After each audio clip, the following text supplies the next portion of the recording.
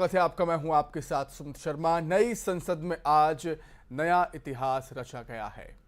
27 सालों से अटका महिला आरक्षण बिल लोकसभा में बहुमत से पास हो गया और इसके साथ ही आधी आबादी को उनका हक दिलाने का पीएम मोदी का संकल्प सिद्धि की ओर बढ़ चला है।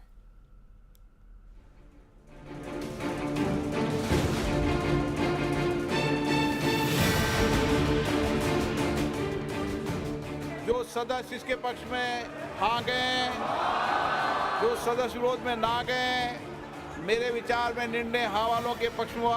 हाँ वालों के पक्ष हुआ।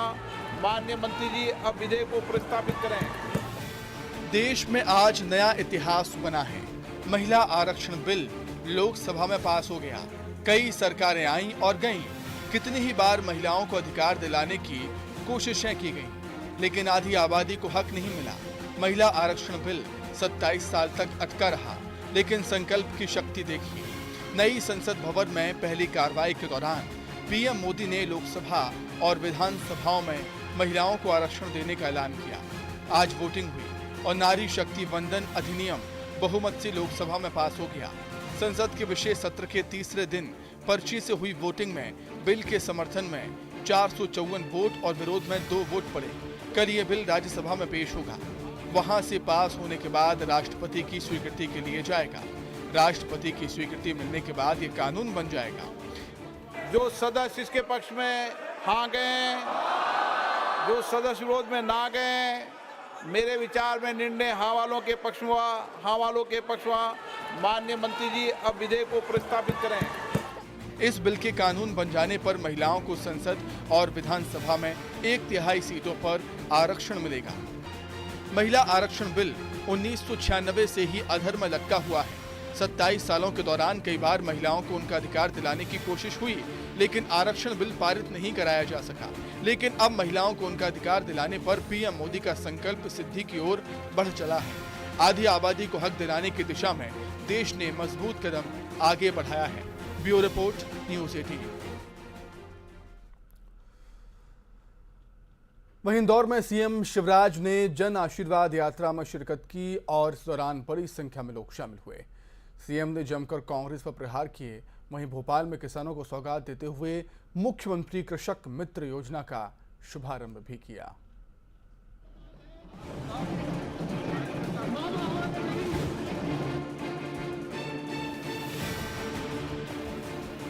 इंदौर में जन आशीर्वाद यात्रा में शिवराज सिंह चौहान शामिल हुए। सीएम के साथ रथ पर कैलाश विजयवर्गीय भी मौजूद थे। इस दौरान बीजेपी कार्यकर्ताओं का उत्साह चरम पर दिखा। रथ पर सवार सीएम पर लोगों ने फूलों की बारिश की। शिवराज सिंह चौहान ने कांग्रेस पर जमकर निशाना साधा। उनका कहना था कि जनता के खाते में पैसे डालने पर कांग्रेस अजीब सवाल कर रही है। जनता के खाते में पैसा डालते हैं तो गुस्सा होते हैं, अफसरों पर बरसते हैं, ट्वीट करते हैं, ये पैसा कहां से आ रहा है, ये पैसा कहां से आ रहा है। अरे जब धर्मात्मा राज करते हैं तो परमात्मा भी प्रसन्न रहते हैं। आ रहा है। इससे पहले भोपाल में सीएम ने प्रदेश के किसानों को बड़ी सौगात दी। कुशाभाऊ ठाकरे सभागार में सीएम ने मुख्यमंत्री कृषक मित्र योजना का शुभारंभ किया। कार्यक्रम के जरिए फॉर्म भरवाने का काम शुरू कर दिया गया है। मुख्यमंत्री ने किसानों की भूमिका की तारीफ करते हुए उन्हें प्राणदाता करार दिया। 619 लाख मीट्रिक टन ये पिछले साल का रिकॉर्ड। हमने अन्न के भंडार भर दिए। हमारा बासमती चावल हो, हमारा सरबती गेहूं हो, हमारा एक कली का लहसुन हो, अलग अलग फसलें दुनिया में आज धूम मचा रही है मेरे किसान भाइयों। लेकिन सरकार ने, हमने आपका साथ देने में कोई कसर नहीं छोड़ी। आप याद कीजिए वो दिन जब कांग्रेस की सरकारें हुआ करती थी और किसान को 15-16% पर ब्याज मिलता था। कई बार जो सुविधा मिलती है उसके बारे में अपन भूल जाते हैं। मैंने घटा के पहले 7% किया, फिर 5% किया, फिर 3% किया, फिर 1% किया और बाद में तय कर दिया 0% ब्याज पे किसान को कर्जा मिलेगा। चुनावी साल में सीएम शिवराज एक्टिव दिख रहे हैं। एक तरफ योजनाओं की सौगात दे रहे हैं, दूसरी तरफ जनता से जुड़ भी रहे हैं। इंदौर में जन आशीर्वाद यात्रा का भव्य स्वागत किया जा रहा है। भारी भीड़ को लेकर बीजेपी उत्साहित नजर आ रही है। बालाघाट से खबर, जहां बीजेपी कार्यकर्ता टिकट वितरण के विरोध में सड़क पर उतर गए। लांजी में पूर्व विधायक के समर्थकों ने टिकट न मिलने पर बीजेपी दफ्तर का घेराव कर प्रदर्शन किया, तो वहीं भटेरे के समर्थकों ने घोषित प्रत्याशी के विरोध में रैली निकाली। समर्थकों का कहना है कि घोषित उम्मीदवार की टिकट बदली जाए तभी बीजेपी की जीत होगी, नहीं तो बीजेपी की हार तय है।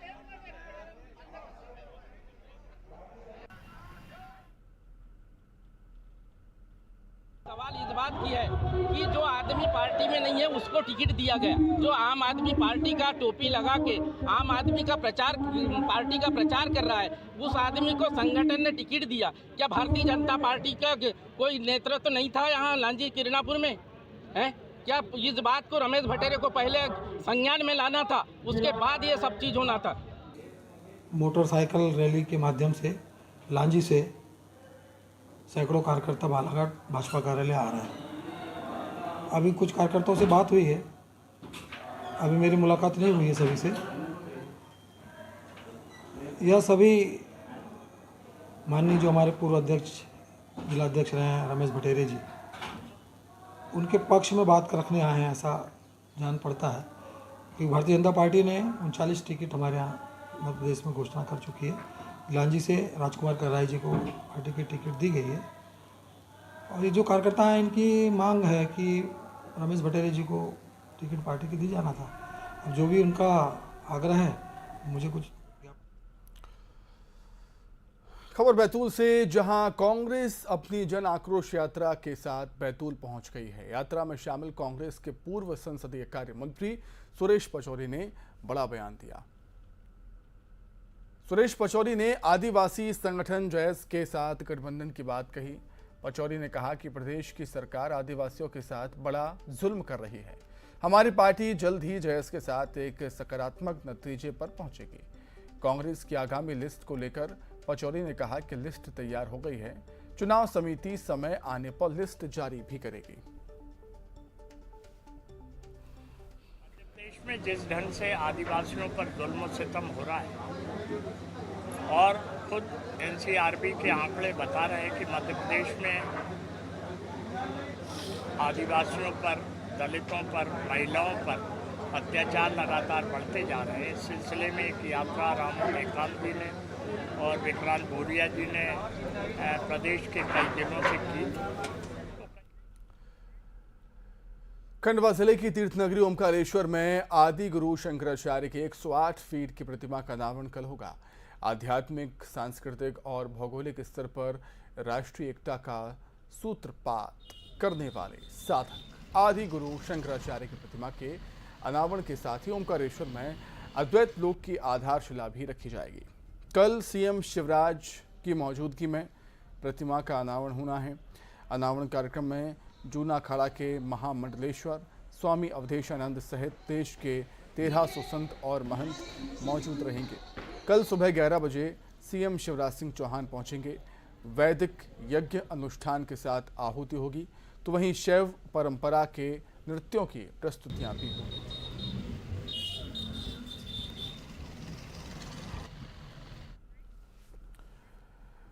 पिछले दिनों धार जिले में हुई भारी बारिश के बाद अब तबाही का मंजर सामने आया है। नर्मदा की बाढ़ और सरदार सरोवर के बैकवाटर ने नर्मदा किनारे कई गांवों को प्रभावित किया। गांव एकल बारा में ग्रामीण सुरक्षित स्थानों पर चले गए थे। नर्मदा का पानी कम होने के बाद गांव से पानी तो चला गया, लेकिन तबाही का मंजर अपने पीछे छोड़ गया।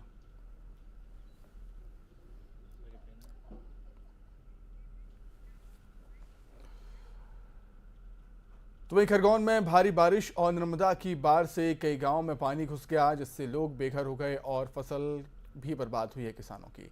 बाढ़ की आपदा झेल रहे लोगों को राहत नहीं मिल रही है, जिससे लोगों में आक्रोश बढ़ गया है। मंडलेश्वर, महेश्वर और कसरावत क्षेत्र के लोग 3 दिनों से धरना प्रदर्शन कर रहे हैं।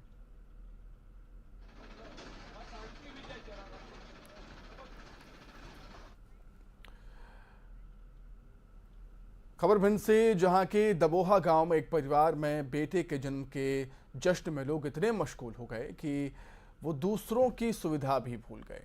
जश्न के दौरान लोगों ने डीजे पर अश्लील डांस किया, हथियार भी लहराए और इस दौरान दो पक्षों में विवाद हो गया, मारपीट भी हुई। मामले का वीडियो सामने आने के बाद पुलिस ने हथियार लहराने वाले 3 लोगों को नोटिस जारी किया।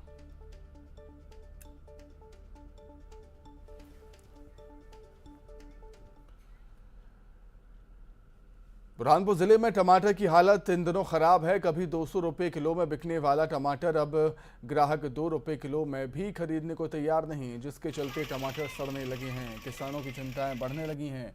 सही भाव न मिलने से किसान टमाटर को मंडी में ही फेंक कर चले जा रहे हैं।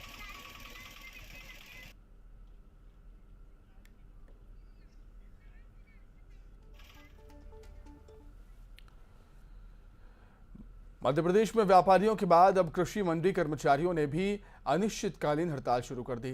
हड़ताल के तीसरे दिन मंडी कर्मचारियों ने जमकर विरोध किया। यह हड़ताल पूरे प्रदेश की सभी 259 मंडियों और 298 उप मंडियों सहित कुल 557 मंडियों में हो रही है। सभी कर्मचारियों को मंडी बोर्ड में शामिल करने, अकाउंटेंट और लेखापाल की वेतन विसंगति को दूर करने और अस्थायी कर्मचारियों के नियमितीकरण की प्रमुख मांगों को लेकर हड़ताल की जा रही है।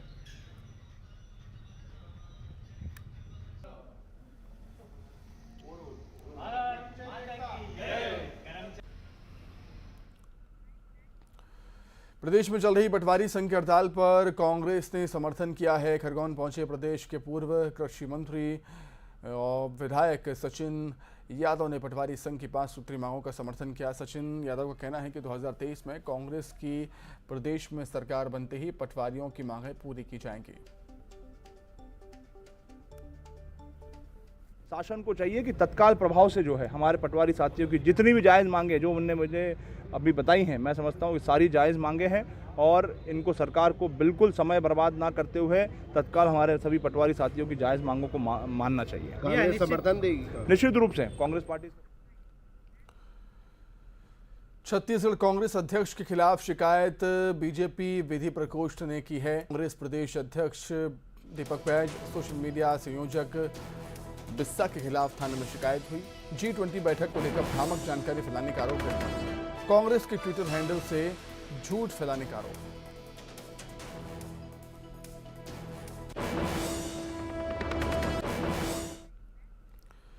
मध्य प्रदेश में दिल्ली को मुंबई से जोड़ने वाले एक्सप्रेसवे पर आवाजाही शुरू हो गई है। 1340 किलोमीटर लंबे दिल्ली मुंबई एक्सप्रेसवे से पूरे मालवा की तस्वीर बदलेगी। देश के 5 राज्यों से मध्य प्रदेश की कनेक्टिविटी सीधे होगी, जिससे प्रदेश में इन्वेस्टमेंट और उद्योगों के अवसरों में बढ़ोतरी होगी। प्रदेश के आदिवासी अंचल झाबुआ, रतलाम और मंदसौर से होकर ये 8 लेन गुजर रहा है, जिससे इन आदिवासी इलाकों की तस्वीर भी बदलेगी। देश की राजधानी दिल्ली को देश की आर्थिक राजधानी मुंबई से जोड़ने वाले दिल्ली मुंबई 8 लेन की आज से मध्य प्रदेश के 244 किलोमीटर हिस्से में शुरुआत हो गई है और ये वही 8 लेन है जो अब जनता को समर्पित कर दिया गया है और जिसके खुलने से कहीं ना कहीं दिल्ली और मुंबई के बीच की दूरी बेहद कम हो गई है। क्योंकि रतलाम इस एक्सप्रेसवे के बीच में पड़ता है। दोनों हिस्सों की अगर मैं बात करूं तो रतलाम से इसकी दूरी समान है। तो इस रतलाम ज़िले में इस 8 लेन के बनने से, इस 8 लेन के गुजरने से जो विकास की संभावना है उसके द्वार खुल गए हैं। कुल मिला के देखें तो इस 8 लेन के बनने से कहीं ना कहीं जो 5 स्टेट से सीधे सीधे मध्य प्रदेश की कनेक्टिविटी है वो बढ़ेगी और आगे आने वाले दिनों में मध्य प्रदेश के विकास में यह 8 लेन कहीं ना कहीं एक बड़ी भूमिका अदा करेगा। कैमरामैन नरेंद्र के साथ खबर सतना से, जहां रीवा लोकायुक्त ने अमरपाटन ग्राम पंचायत के सरपंच और पंच को 50,000 रुपयों की रिश्वत लेते रंगे हाथों गिरफ्तार किया। दरअसल पंच के जरिए सरपंच ने गांव के ही भूस्वामी से निर्माण कराने के एवज में 4 लाख रुपयों की रिश्वत की मांग की थी। पीड़ित की शिकायत पर रीवा लोकायुक्त की टीम ने ग्राम पंचायत भवन में ही रिश्वत की पहली किश्त के रूप में 50,000 रुपये लेते सरपंच सहित पंच को रंगे हाथों गिरफ्तार किया। शिकायतकर्ता राजीव तिवारी ने पुलिस अधीक्षक महोदय को आके अपना शिकायत आवेदन पत्र प्रेषित किया और बताया कि उनकी चौराटा पंचायत में उनकी ज़मीन है जिसका वो समतलीकरण करा रहे हैं। तो वहाँ के सरपंच और पंच ने उनके समतलीकरण कराने से रोक दिया और उसके एवज में उनके द्वारा रुपए की मांग की जा रही है। शिकायत पर सत्यापन कराया गया, जिसमें शिकायत आज दिनांक को सरपंच को 50,000 रुपये रिश्वत लेते हुए रंगे हाथ खबर आगर मालवा से, जहां फिल्मी स्टाइल में तस्कर अवैध शराब की तस्करी कर रहे थे। चुनाव नजदीक होने के चलते पुलिस तस्करों पर लगातार छापेमारी कर रही है। बता दें कि तस्कर ने कंटेनर में छुपाया हुआ कंपार्टमेंट बना रखा था जिसमें शराब छुपाकर दी जा रही थी। पुलिस के मुताबिक कंटेनर में 2 हिस्से थे। ऊपरी हिस्से में सैनिटाइजर और निचले हिस्से में अवैध शराब छिपाकर रखी गई थी। मुखबिर की सूचना पर पुलिस ने कार्रवाई की, कंटेनर को जब्त किया, ड्राइवर को गिरफ्तार किया।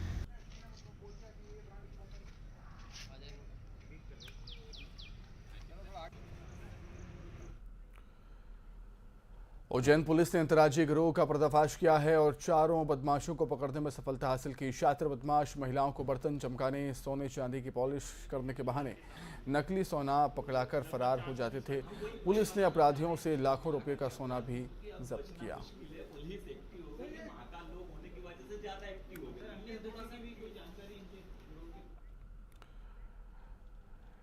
रतलाम के पंचेत में युवक की हत्या के मामले में पुलिस ने नाबालिग समेत 3 आरोपियों को गिरफ्तार किया। मृतक ने आरोपी नाबालिग के छोटे भाई के साथ अप्राकृतिक कृत्य किया था, जिसका बदला लेने के लिए नाबालिग ने 2 साथियों के साथ मिलकर उसकी हत्या कर दी थी।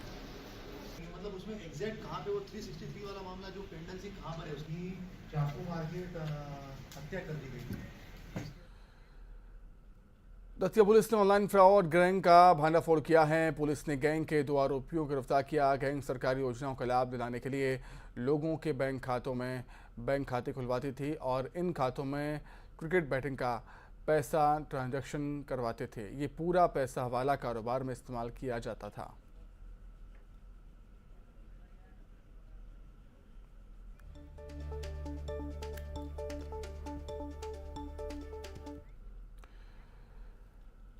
मुरैना पुलिस विधानसभा चुनाव को देखते हुए अलर्ट है। पुलिस की नज़र अवैध कारोबार करने वाले लोगों पर बनी हुई है। पुलिस ने ऐसे लोगों के खिलाफ अपने मुखबिर तंत्र को मजबूत कर दिया है। इसी के चलते सिविल लाइन थाना पुलिस ने 26 पेटी शराब और कार जब्त की और आरोपी को गिरफ्तार किया।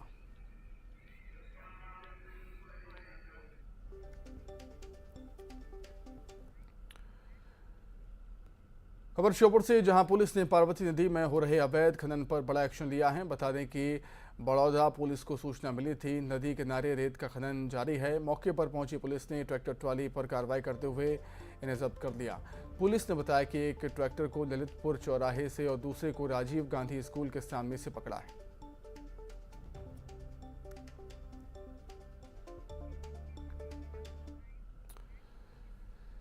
देवास से खबर, जहां सोशल मीडिया पर आटे की गुणवत्ता को लेकर वीडियो वायरल हुआ है, जिसमें आटे की गुणवत्ता पर सवाल उठाए गए थे। जिसके बाद खाद्य विभाग की टीम सतगुरु फूड्स प्रोडक्ट कंपनी पहुंची और आटे के सैंपल लेकर जांच के लिए भेजे गए। भोपाल खाद्य अधिकारी सुरेंद्र ठाकुर ने बताया कि जांच में कुछ नहीं मिला, वीडियो पुराना हो सकता है। वहीं सतगुरु फूड्स के मालिक संजय कुमावत का कहना है कि हमारे यहाँ गुणवत्तापूर्ण आटा बनाया जाता है।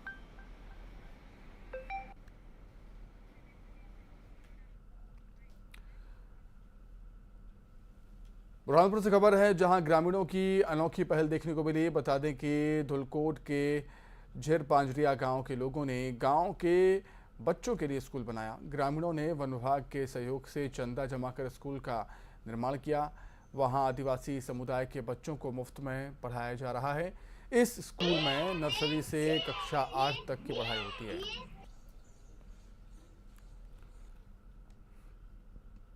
हमारे गांव में आधे से ज़्यादा 1 ग्राम की ज़मीन है। यहाँ पे बच्चों की शिक्षा के लिए कोई व्यवस्था नहीं थी, तो फॉरेस्ट विभाग से हमें सहयोग मिला है। हमको मतलब प्रेरणा मिली है फॉरेस्ट विभाग से, जबकि जो कि विशेषकर हमारे रघुवंशी सर जी ने हमको प्रेरणा दी कि हमारे क्षेत्र में, जैसे हमारी ग्राम पंचायत झेरपाजरिया में बच्चों के शिक्षा के लिए कोई अच्छी पहल की जाए है। स्कूल का उद्देश्य है कि जो पिछड़े गरीब आदिवासी बच्चे जो वन क्षेत्र जंगल में निवास करते हैं, जो जिन्होंने कभी स्कूल का मुंह नहीं देखा, 10 से 14 साल के बीच के अधिक मात्रा में अनपढ़ निरक्षर गरीब आदिवासी बच्चे जो शिक्षा से वंचित रह गए, उनके शिक्षा उत्थान के लिए स्कूल का निर्माण किया गया है। हरदा से खबर, जहां मुख्यमंत्री उद्यम क्रांति योजना एक युवक के लिए वरदान साबित हुई है। बता दें कि युवक ने ITI स्नातक स्तर की पढ़ाई कर रखी थी और रोजगार के लिए पूंजी की तलाश में था, लेकिन कहीं भी कुछ नहीं हो पा रहा था। फिर युवक ने उद्योग विभाग में ऋण के लिए आवेदन दिया, जो कि स्वीकार हुआ और युवक ने किराए पर बाइक का शोरूम खोला। आज युवक अपने व्यवसाय का मालिक है और 2 लोगों को रोजगार भी दे रहा है।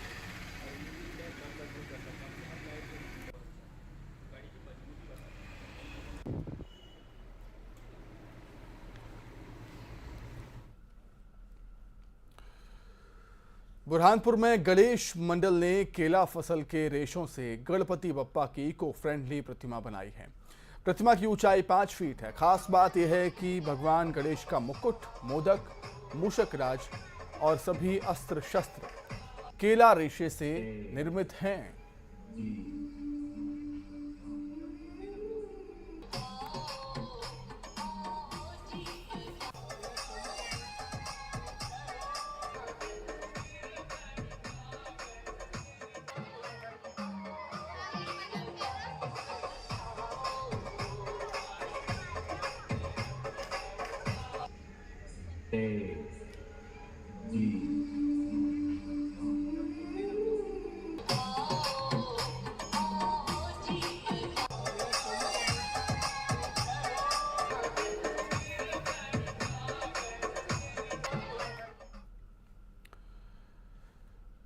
खरगोन में गणेश उत्सव के दौरान भक्तों ने गोबर और गौमूत्र से अद्भुत मूर्ति स्थापित की।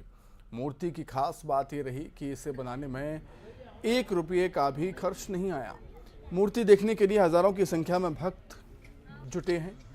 मूर्ति की ऊंचाई करीब 5 फीट है, तो वहीं वजन 51 किलो बताया जा रहा है। तो हजारों की संख्या में दर्शन करने के लिए भक्त पहुंच रहे हैं। गौमूत्र और गोबर से ये अद्भुत मूर्ति बनाई है और इसमें लागत 0 है, 0 है। कोई भी पैसा, 1 रुपया भी इस मूर्ति को बनाने में खर्च नहीं हुआ। गोबर और गौमूत्र से बनी भगवान गणेश की इस प्रतिमा को देखने के लिए बड़ी संख्या में भक्त पहुंच रहे हैं। खरगोन में ये मूर्ति बनाई है। मूर्ति की ऊंचाई करीब 5 फीट है और इसका वजन 51 किलोग्राम बताया जा रहा है।